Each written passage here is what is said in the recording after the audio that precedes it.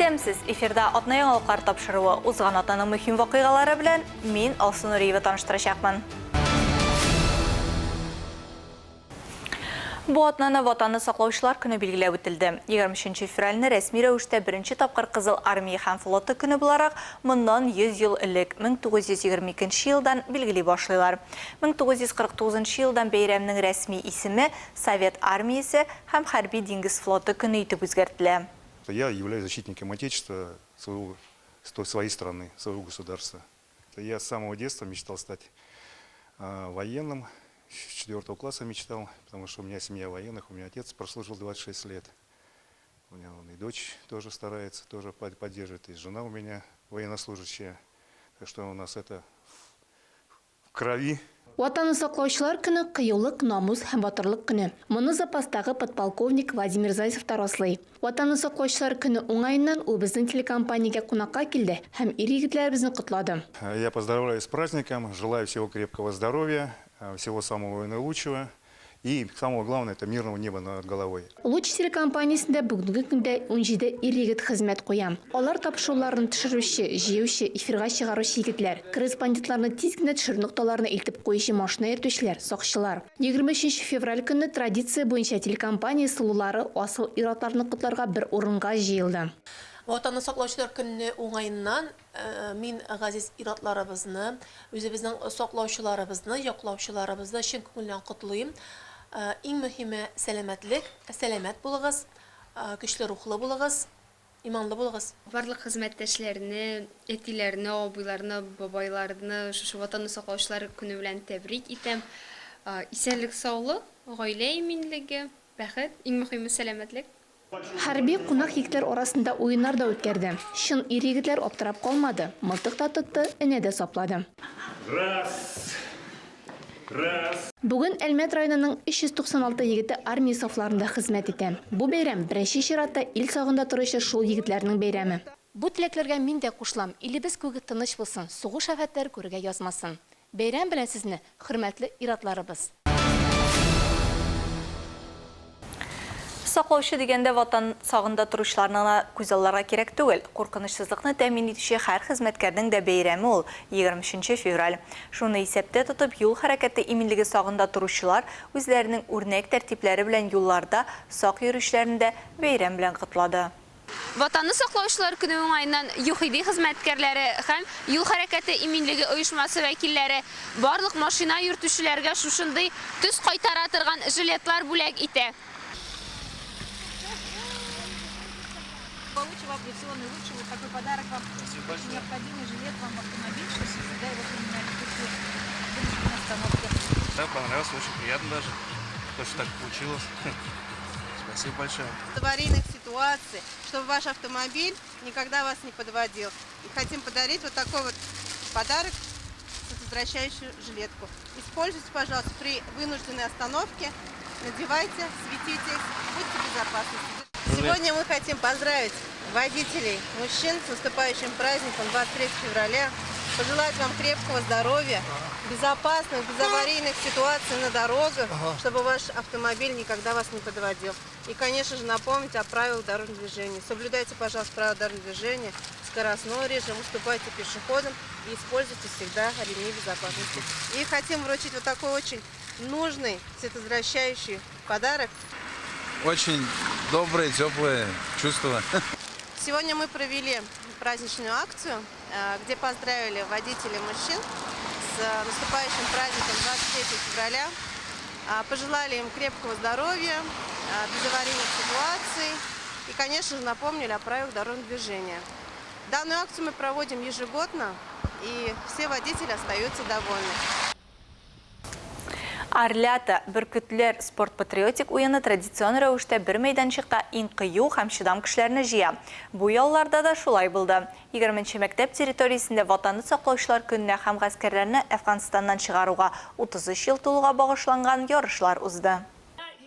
Уеннарда шәһәрнең өстәмә белем бирү учреждениеләре һәм гомуми белем бирү мәктәпләре командалары катнашты. Барлыгы 12 команда иде. Атлета 2022 спорт-патриотик уенын ачу тантанасында баш судья Сергей Игнатьев командаларны уен регламенты белән таныштырды һәм маршрут битләре тапшырды. Командаларның бурычы 1 сәгать эчендә шикләнгән территориядә урнашкан 18 этапта төгәл биремнәрне үтеп, максималь балл җыю. Хәрби исемнәр этабында катнашучыларга сигнал билгеләрен, Россия Федерациясе кораллы көчләр хәрбиләренең погоннарын белү буенча сорауларга җавап бирергә туры килде. Снайпер этабында пневматик винтовкадан ату осталыгын күрсәтү бурычы тора иде. Граната ыргыту, зыян күрешүне күчерү, бау кишүе, суда коткару, булар барысы да кеше иминлеге һәм тормыш эшчәнлеге, хәрби хезмәт нигезләре, гамәли һәм физик әзерлек буенча белемне арттыру, сыйфат һәм осталык дәрәҗәсен тикшерү этаплары иде. Эти этапы все направлены на то, чтобы...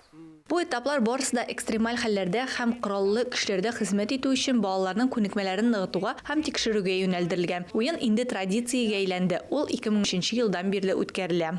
Игра у нас проводится, это уже традиционная игра, и она проводится с 2003 года.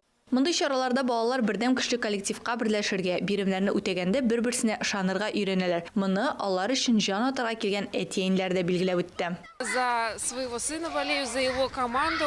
Команда «Исток». Улым өчен җан атырга килдем. Аның командасы өчен мондый чаралар ел саен үткәрелә. Бер генә елда калдырмыйбыз, катнашабыз, җиңәбез. Вот очень рады, ни один год не пропускаем, каждый год участвуем, выигрываем. Сегодня настоящий праздник для нас. Бүген безнең өчен чын бәйрәм. Миңа бу чара бик ошый. Элек без кичкенә чакта да бу этаплар буенча йөгердек. Хәзер балаларның ничек тырышуларын, бер-берсе белән ничек хезмәттәшлек итүләрен күзәтәбез. Взаимодействовать друг с другом. Җиңүчеләр дисциплинар штрафлары булмаган җыелган балаларның иң күп суммасы буенча билгеләнде. Төбәгебез үзенең асыл ирләре белән чын-чынлап горурлана. Бөек Ватан сугышы каһарманнарыннан башлап бүген илебезнең сагында торучы ир-егетләребезнең тормыш мисалы буыннарга үрнәк булырлык. Араларында Евгений Рыжиков та бар. Урсалада туып үскән Евгений 1978 елда 2 елга хәрби хезмәткә алына. Ул Әфганстанда хезмәт итә. 1980 елның 2 февралендә хәрби бурычларны үтәгәндә һәлак була. Сугышчы интернационалистның батырлыкларын урсаллар онытмый. Аны олылап Урсалада Рыжиков урамы бар, анда һәйкәлдә куелган. Ватанны саклаучылар көнендә аның истәлегенә хоккей буенча ярышлар узды. Ел сайын Урсалда футбол һәм хоккей буенча Евгений Рыжиков истәлегенә турнирлар уздырыла. Бу ел хоккей буенча узатырган турнир 23 февраль ватанны саклаучылар көненә туры килгән. Әлеге турнирда 5 мунча Урсала, Кулшәриф авыллары командалары катнаша. Алексей Мещанов Евгений Рыжиков истәлегенә узучы турнирда 5 ел катнаша. Узган елны 4 команда арасында 2 урын яулаган булганнар. Я играю уже с 4 класса именно за этот клуб, за Буровик. Все пока вроде бы нормально, стараемся. Вот каждый год организовывать какие-то спортивные мероприятия, футбол, хоккей. Участвуем так между деревень, этот Кубок рабочей лиги ПХК «Нефтяник». Вот, стараемся, развиваемся. Евгений Рыжиков Урсалада туа. 1979 елның апрелендә армия сафларына алына. 1980 елның 9 январында Әфганстанда һәлак була. Спорт чаралары аркылы якташларыбызның исемнәрен мәңгеләштерү, яшьләргә рухи әхлакый тәрбия бирү һәм ватанпәрвәрлек хисен үстерүдә иң дөрес юл. Пригласили родственников афганца, брат его Андрей, Сергей, дядя Виталий. Әфганчының туганнарын чакырдык. Бер туган, 2 туган абыйлары биредә. Хәтерлибез һәм хөрмәтлибез. Якташыбыз хакына Рыжиков урамы бар. Һәйкәл куелган. Ул үзе безнең Урсала зиратында күмелгән. Рыжикова поставлен памятник, похоронен он у нас здесь, на нашем Салинском кладбище. Әфганстанга озатылганчы Евгений Балтык буенда укуда була. Ташкент тирәсендә хезмәт итә. Письмо написал он нам оттуда вот из-под Ташкента. Оно до сих пор целое у нас. Әфганстанга озатылганчы Евгений Балтык буенда укуда була. Ташкент тирәсеннән башка миңа язмагыз, минем адрес алышачак, үзем язармын дигән соңгы хатын җибәрә. Һаман да саклыйбыз, башка язмады. 8 январда 20 яше тулды, 9-нда һәлак булды. 8 января ему исполнилось 20 лет, а 9-го его застрелили. Мындай чаралар бик кирәк, конечно. Укучы балалар, мәктәп укучылары барсы да біліп тұрсын. Шундай кеше бар екен, үзләренең земляклары Афганистанда служить еткән. Солдатта хезмәт итү кирәк. Бик кирәкле бер, тем более хәзер. Бер генә ел хезмәт итү. Турнир нәтиҗәләре буенча беренче урында Бишмунча авылы, 2дә Урсала, 3тә Кылшәрип авылы командалары. Әлегә шулар. Мин Алсу Нуриева һәм монтаж операторы Ленар Корбанов сезнең белән саубуллашабыз. Киләсе очрашларга кадәр.